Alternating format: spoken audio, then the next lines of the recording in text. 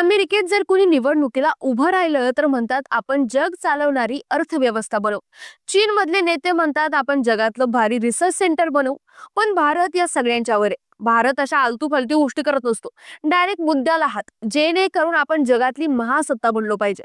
जसं की निवडणुकीला उभं राहायचं म्हटलं की सर्वात पहिला गेम चेंजर मुद्दा नेते उचलतात, तो म्हणजे अमुक शहराचं नाव बदलून ढमुक ठेवे. कदाचित भारतात शहराचं नाव बदललं की अमेरिकेची अर्थव्यवस्था हादरती, डॉलर रुपयांपुढे हात पसरतो. त्यानंतर लय तर लय महत्वाचा मुद्दा म्हणजे एखादं धार्मिक स्थळ उभारून बेरोजगारांच्या हाताला काम देणं. बाकी भारतात टॉप क्लास शिक्षण, वर्ल्ड क्लास रस्ते, कोटींचा रोजगार, सुखी शेतकरी, शेतमालाला कडक भाव, योग्य कायदा सुव्यवस्था, रात्री अपरात्री रस्त्यावर फिरणाऱ्या सुरक्षित महिला, या गोष्टी खच्चून आहे. त्यामुळे महत्वाचा मुद्दा असतोय तो शहरांची नाव बदलणं किंवा फार फार हिंदू राष्ट्र उभारणीसाठी आमदार म्हणून तिकीट मिळवताना भजन म्हणून प्रसिद्ध होणं.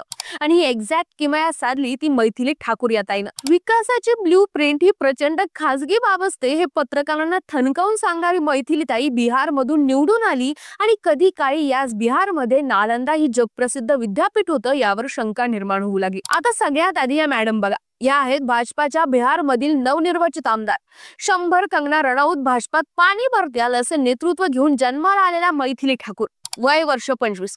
मुख्य समाजसेवेचं काम म्हणजे मोठ्या शहरापासून छोट्या शहरांपर्यंत भजन म्हणणं. त्यासाठी निव्वळ जनसेवेच्या भुकेपोटी त्यांनी लाखो रुपये चार्ज केले. नाहीतर त्यांना पैशांची सत्तेची अजिबात हाव नाही. त्यांचं हे भयान समाजकार्य पाहून बीजेपीनं त्यांना बिहार विधानसभा निवडणुकीत अलीनगरची उमेदवारी दिली.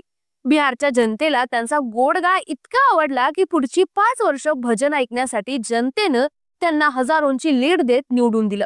त्यांना प्रचारादरम्यान एका पत्रकाराने विचारलं होतं की मॅडम तुमचा पुढचा विकासाचा एजेंडा काय, ब्ल्यू प्रिंट काय. तर या मॅडमला वाटलं की पत्रकार महाशय त्यांना ब्ल्यू फिल्म बद्दल विचारताय की काय. बरं इतकंच नाही तर मॅडमने त्यावर उत्तर काय दिले तुम्हीच बघा. ब्लू प्रिंट क्या है? ब्लू प्रिंट मैं आपको कैमरे पे अभी कैसे बताऊं, ये तो बहुत ही निजी चीज है. इस समय मेरा सोने का समय और मैं बहुत कंफ्यूज्ड हो रही हूँ. बिहारच्या जनतेनं परफेक्ट उगवतं नेतृत्व म्हणून निवडलंय, पण तरीही लोक ताईला ट्रोल करतात. अरे असं नका करू, त्यांना मनापासून जनसेवा करायची आहे. त्यासाठीच त्यांनी ईश्वराच्या भजनातून फारकत घेत राजकारणात उडी घेतलीये.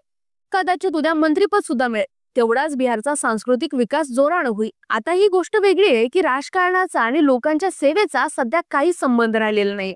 सध्या राजकारण्यांकडून समाजसेवेची अपेक्षा ठेवणं म्हणजे अंध व्यक्तीला रस्ता विचारून मार्गक्रमण करणं, मूक माणसाशी लोकशाहीवर गप्पा मारणं आणि पंतप्रधानांनी चक्क ओपन प्रेस कॉन्फरन्स घेणं. सॉरी जरा जास्त झालंय, पण हे असंच आहे. खरं तर जनसेवा कशी करावी हे मैथिली ताईकडून शिकलं पाहिजे. नाहीतर या पलक मुच्छलला बघा, जेवढे पण कार्यक्रम करते त्याचे सगळे पैसे हृदयात होल असणाऱ्या पोरांना जीवनदान देण्यासाठी वापरते.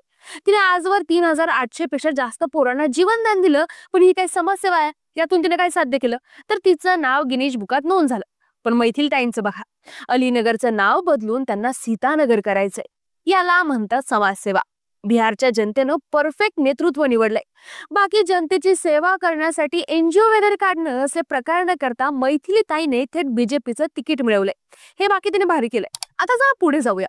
मैथिली ताईंच्या म्हणण्यानुसार अलीनगरचा विकास तेव्हाच होईल बरं का जेव्हा अलीनगरचं नाव बदलून आदर्श नगर नाहीतर सीतानगर नाहीतर मैथिली नगर होईल. बरं या मॅडम तिकीट मिळण्याआधी कुठल्याही कार्यक्रमाच्या सुपारीचे तब्बल 5 लाख रुपये घ्यायच्या. पण आता त्या प्रचारादरम्यान जिथं जाईल तिथं फ्री मध्ये गाणं म्हणत होत्या. विकासाच्या नावाखाली शहराचं नाव बदलायचं हे सोपं गणित त्यांच्या डोक्यात आहे. दुसऱ्या बाजूला यो आरजेडी पक्षाने छपरामध्ये तिकीट दिल्या खेसारीलाल बघा. या जगात म्हणतोय शिक्षण संस्था काढल्या पाहिजे, रोजगारासाठी प्रयत्न केले पाहिजेत. असं कुठे असतंय का? या गड्याला बिहारच्या जनतेनं पाडला. बरोबर केलं ना?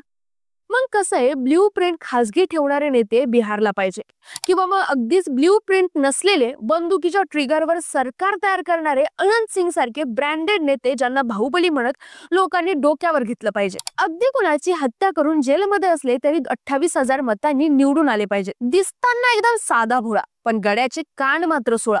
उगा रेम्या डोक्याचा आमदार म्हणून त्याची ओळख. हे बेन त्यांच्या सरकारला कोलायची भाषा करते आणि कंडे जिरवणाऱ्या पब्लिकला वाटतंय ही लई डेअरिंग बाज आहे.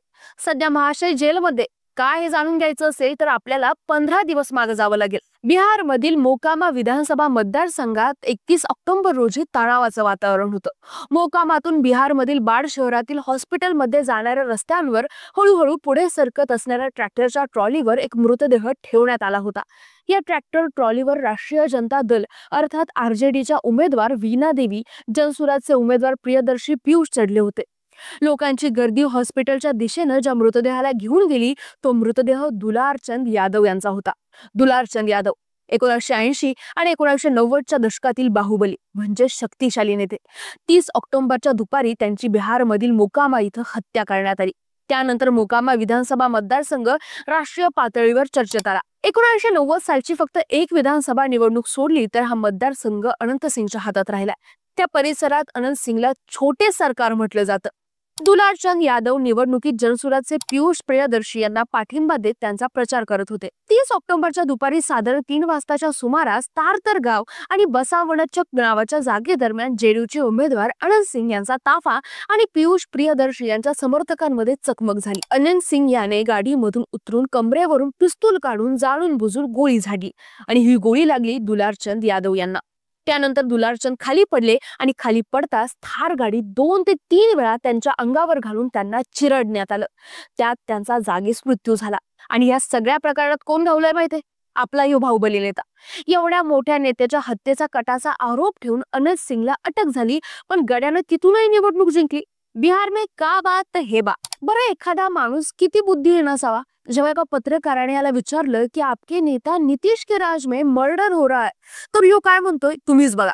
तो नीतीश जी के राज में भी तो मर्डर हो जा रहा है अस्पताल में भी। मर्डर मर्डर दुनिया में कोई रोक सकता है? पत्रकार हैं, अभी आपको हमारे सरकार क्या करे? आणि यो माणूस बिहारचा आमदार झालाय. ही 2 वरवरची उदाहरणं तुम्हाला सांगितली, पण फक्त हे दोघेच नाही तर असे अनेक महाभाग तुम्हाला दिसतील. कारण वो है तो मुमकिन है. आजकाल सगळीकडे अंधेर नगरी आणि चौपट राजा अशी परिस्थिती आहे. बाकी बिहार निवडणुकीवर तुमचं काय मत आहे कमेंट करून नक्की सांगा. आणि असेच व्हिडिओ मराठीत पाहण्यासाठी आपल्या कडक राव चॅनलला सबस्क्राईब करायला विसरू नका. धन्यवाद.